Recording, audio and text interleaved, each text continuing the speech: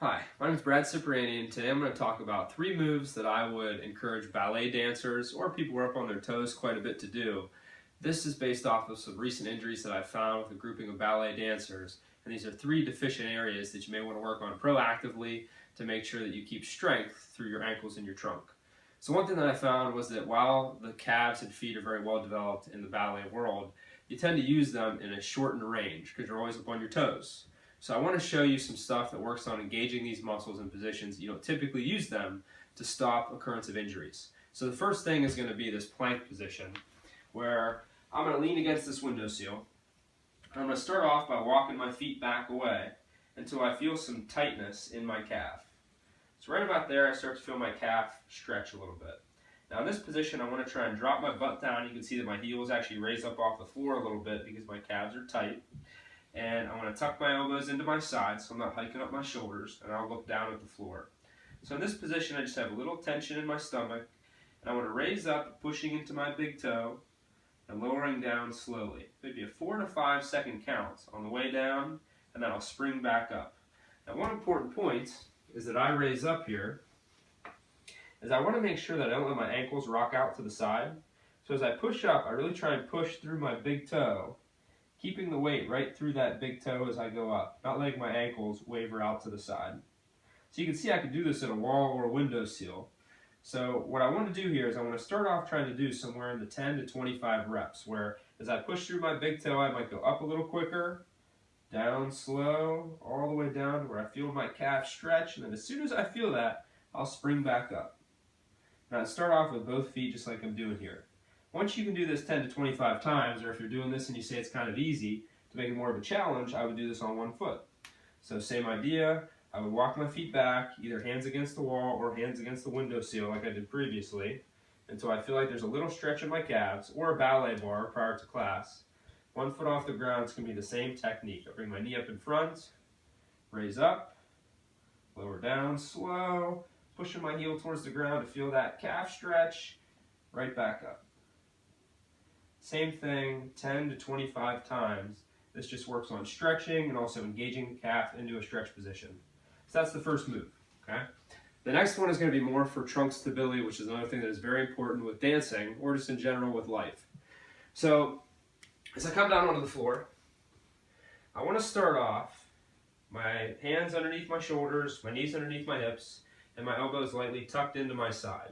And you're going to see that's a cue that I give a lot, because my elbows kick out, my shoulders hike up. If I pinch them into my side, I pull them down with my elbows pinching and lightly squeezing my armpit. So starting off here, if you look at my lower back, I don't want to let it dip down like this. And I really don't want to go to this extreme either. I want to look for somewhere in this mid-range. And as I get it into this flat back position, I want to lightly engage my stomach. And in doing that, I'm not really sucking into where I'm holding my breath. I'm just very lightly putting tension in my lower abdomen, almost in the way that you would cough or sneeze. So if I cough, I feel some tension right across below my belly button. So I'm looking to maintain that same tension. I'm doing that right now. I'm talking to you. It's nothing where I'm really overly tensing, just light tension in your abdomen. And you want to start off doing that and just letting your knees hover and holding for 5 seconds. And back down. Same thing again. Once I can do this same thing in that 10 to 20 times, I'm going to start making it a little bit more challenging. So I would raise up, and maybe instead of coming down and taking a break, I would just tap my knees and come right back up. So this would be kind of the second level of difficulty. Now I'm not taking really a true rest break. And the next piece to this is going to add a little bit of movement. So as you look at me from the side, I'm going to start off in the same position. This will be kind of level 3 difficulty. And I'm going to try and keep that same stability as I step 1 foot and I step my opposite hand. And then I step my foot back and I step my hand back. Same thing again. Hand and foot. And you see that just the opposite limbs move together. I could move my hand first and then my leg. Or I could move my leg first and then my hand. Either way, I just want to make sure that I try and keep somewhat of a flat back as I slowly move through these positions. You could count trying to do this 10 to 20 times on each side, or you can just set a timer. Because now I'm keeping constant tension on my trunk. Okay? So that's the second move. Now the third one is going to have you working on some balance and hip strength. So one thing that I want you to look at is that this muscle group is very important. And as you're doing this, this is where you're supposed to feel like something is happening, burning, or getting tired. So what I'm going to do is I'm going to start off where I can grab something, like this doorway. And what I'm going to begin to do is, with very light pressure on my big toe to try and maintain somewhat of an arch in my foot, I'm going to start to shift my weight onto one foot. Okay? So this will be the beginning of just very lightly supporting yourself without letting your foot collapse inward. Now the next step is going to be to start to let yourself lean forward. Now right here I'm starting to put some tension on the back of my leg. You'll notice from the side that I'm not letting my knee bend a lot, just a little, as I come down.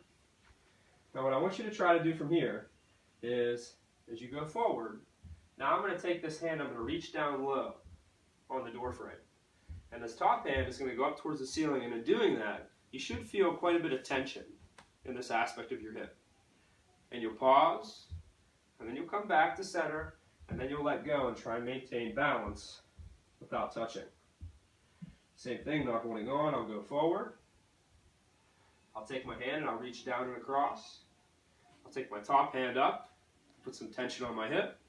I'll pause, come back down, up without holding on.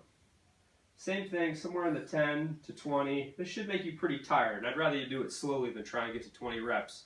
But 3 very good exercises, which are usually deficient areas in dancers.